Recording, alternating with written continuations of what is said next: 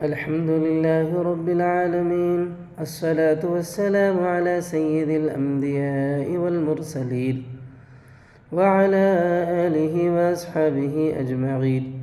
قال تعالى في القرآن المجيد الفرقان الحميد: أعوذ بالله من الشيطان الرجيم. المال والبنون زينة الحياة الدنيا والباقيات الصالحات خير عند ربك ثوابا وخير املا. صدق اللہ العظیم. محترم معزز ساتھیوں، پیارے بھائیو، عزیز دوستو، ہر تعریف کا مستحق اللہ باری عز اسمہ، جس مہربان پروردگار نے ہمیں رمضان جیسا بابرکت مہینہ، سلامتی والا مہینہ، عافیتوں والا مہینہ، خیر و برکت والا مہینہ، آگ سے خلاصی والا مہینہ، گناہوں سے بخشش والا مہینہ، اللہ نے ہمیں رحمتوں بھرا مہینہ عطا فرمایا. میرے معزز ساتھیوں، ایسے تو اس بابرکت مہینے میں بہت سارے اعمال خیر ہم کرتے ہیں. ان اعمال خیر کے ساتھ ایک بہت عمدہ عمل مال کا عمل ہے. اللہ تبارک و تعالیٰ نے دنیا میں دو ہی ذات رکھے ہیں، ایک مالدار اور دوسرا غریب. باقی جتنے بھی ہیں یہ ذات پات کا معاملہ، یہ صرف برائے نام ہے. مالدار آدمی چاہے کسی ذات سے ہو، کسی قبیلے یا کنبے سے یا کسی بھی علاقے سے ہو، تو مالدار آدمی پھر اپنی جگہ وہ باعزت سمجھا اور مانا جاتا ہے سوسائٹی میں. تو دنیا کے اندر دو ہی ذاتیں ہیں، ایک مالدار اور دوسرا غریب. اللہ تبارک و تعالیٰ نے کچھ لوگوں کو مال کی نعمت سے مالا مال فرمایا. یہ اللہ کی طرف سے ان کے لیے بہت بڑا گفٹ ہے، اللہ کی طرف سے ان کے لیے ایک بڑا انعام ہے. مالدار حضرات کو سب سے پہلے یہ سمجھنا چاہیے اللہ تبارک و تعالیٰ کی طرف سے ہمیں جو نعمت مال کی اللہ نے عطا کی ہے، اس نعمت کی برکت سے ہم کتنے سارے خیر کے کام کر سکتے ہیں. ایک چھوٹی سی بات اگر ہر مالدار کے دماغ میں آ جائے تو پھر مالدار کبھی بھی فخر نہیں کرے گا، تکبر نہیں کرے گا، گھمنڈ نہیں کرے گا، اور مال میں سے غریبوں کے حق کے ادا کرنے میں کبھی کوتاہی نہیں کرے گا. وہ ایک چھوٹی سی سوچ یہ ہے کہ اگر اللہ تبارک و تعالیٰ بجائے مجھے مالدار بنانے کے، اگر میرے سامنے اپنی ضرورتوں، اپنے تقاضوں، اپنی پریشانیوں، اپنی مصیبتوں کو لے کر جو میرے سامنے آ کر کے اپنی مدد کے لیے ہاتھ پھیلاتا ہے، اپنی حاجتیں لے کر کے آتا ہے، تو اللہ تبارک و تعالیٰ بجائے مجھے مالدار بنانے کے ان لوگوں میں شمار کرتا جو غریب، مفلس، لاچار، مجبور، کھانے کے لیے، کپڑے کے لیے، دھندے کے لیے، کام کے لیے، کاج کے لیے ترس رہے ہیں، اور وہ آ کر کے مجھے کام مانگتے ہیں، کاج مانگتے ہیں، کھانا مانگتے ہیں.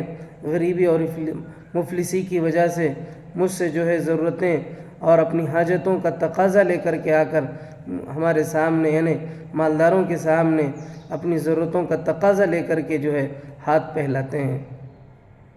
بجائے اللہ تجھے ایسا بنانے کے ویسا بنا دیتا، یعنی اوپر والے ہاتھ کے بجائے نیچے والا ہاتھ بنا دیتا، تو کیا حال ہوتا، کیا سچویشن ہوتا. ذرا ایک تھوڑی سی سوچ اگر مالدار کے دماغ میں آ جائے تو مالدار کبھی کسی فقیر کو، کسی غریب کو، کسی مفلس کو، کسی مسافر کو جھڑکے گا نہیں.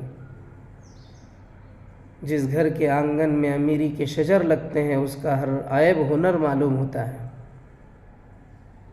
جس گھر کے آنگن میں غریبی کا شجر لگتا ہے اس کا ہر ہنر عیب معلوم ہونے لگتا ہے.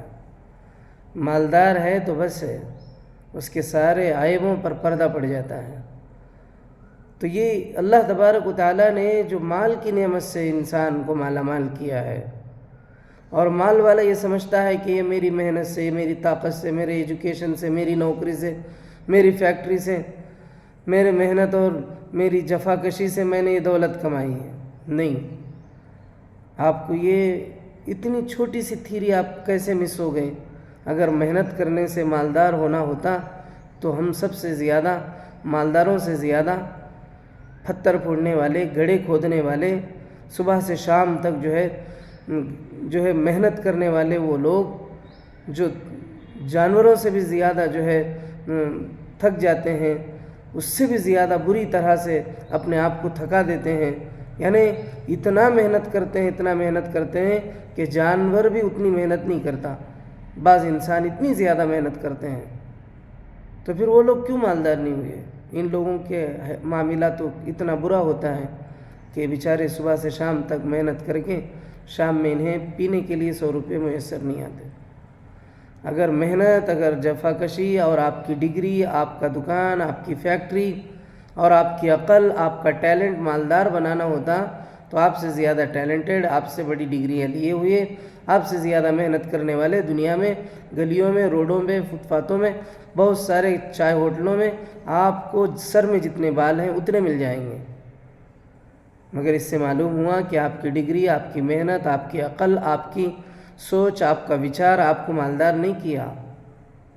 آپ سے اچھا سوچنے والے، آپ سے زیادہ محنت کرنے والے، آپ سے زیادہ عقل والے دنیا کے اندر ہیں، مگر وہ غریب ہیں، مفلس ہیں، مجبور ہیں، لاچار ہیں۔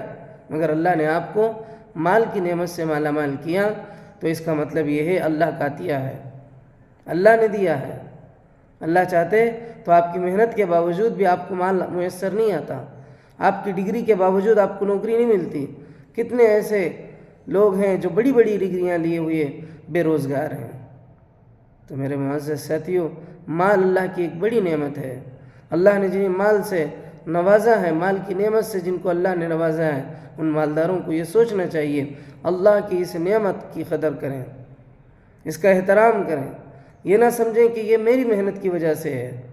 یہ سوچ آدمی کو متکبر بنا دیتی ہے، اور ایسے ہی سوچ والے لوگ غریبوں، مفلسوں، مجبوروں، لاچاروں، یتیموں، بیواؤں اور ضرورت مندوں میں خرچ کرنے سے ہچکچاتے ہیں۔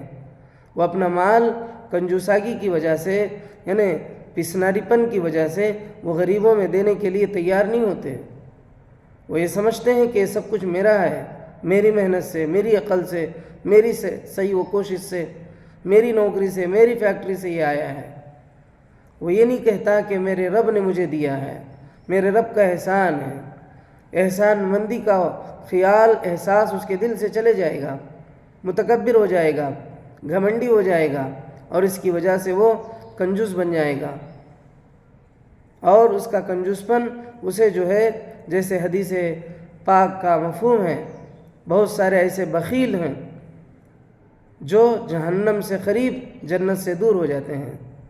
السقی قریب من اللہ بعید من النار، اور ایک روایت میں السقی قریب من الجنہ بعید من النار، اور ایک السقی قریب من الناس۔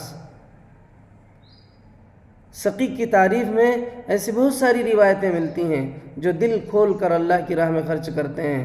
آئندہ دنوں میں بھی میں انشاءاللہ اسی مال کی نعمت پر آپ کے سامنے بولتے آؤں گا۔ اللہ ہمیں عمل کی توفیق عطا فرمائے۔